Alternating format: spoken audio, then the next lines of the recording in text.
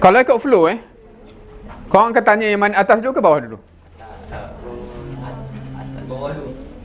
Bawah dulu kan? Maksudnya from kalau kita bayangkan company Siti Khadijah ni, dia first korang terbayang macam ni, adakah dia fikir macam nak buat duit ke, adakah dia fikir macam nak bagi telekong kat mak? Dia nak buat duit. Yang tu ialah kisah yang dia create supaya anak tu belilah telekong untuk mak dia. Faham kan? Dia bukan, saya tak kisah duit asalkan mak-mak ni dapat telekong. Dia bukan macam tu ceritanya kan.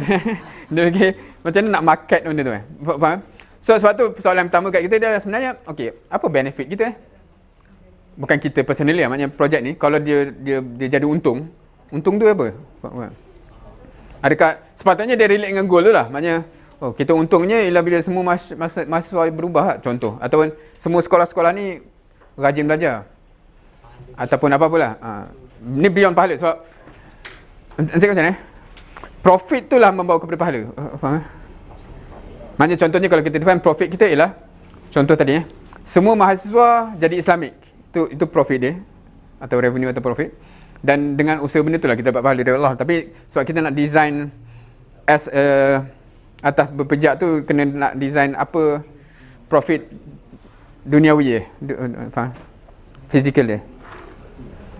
Okay, siapa yang boleh relate kan? Maksudnya macam lagi tak boleh relate. Macam mana nak dengan bisnes?